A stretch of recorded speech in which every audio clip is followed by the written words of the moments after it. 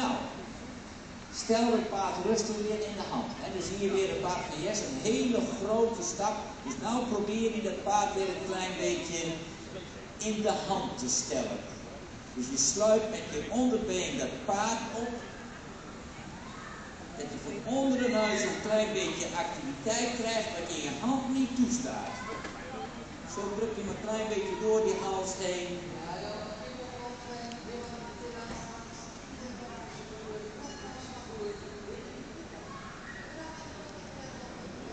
Stappen.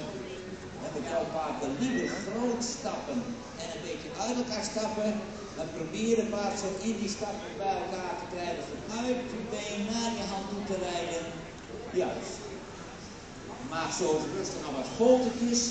En Sharon, wil jij goed aan de activiteit van het paard denken. Maak rustig wat volters, wat kleinere volters. Een beetje buigen.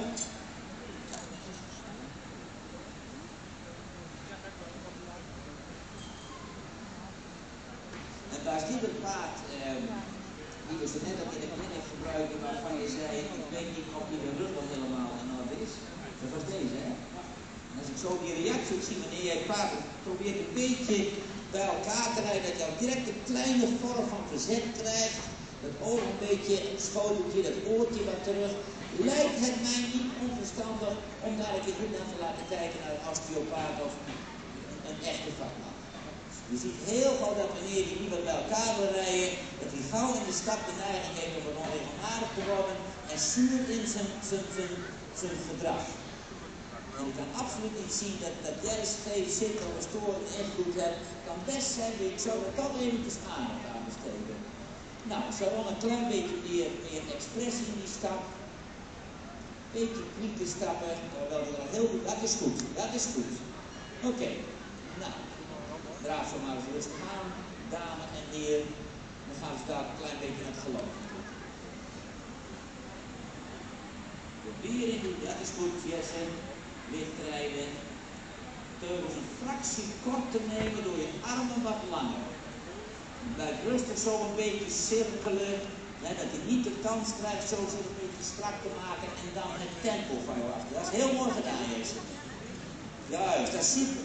Als hij daarbij een fractie met zijn hoofd, met zijn neus ietsjes achter die looplijn komt, vind ik dat niet erg. Ik weet dat het voorzichtig moet zijn, want dan krijg je weer protesten van rookcultuur en weet ik wat.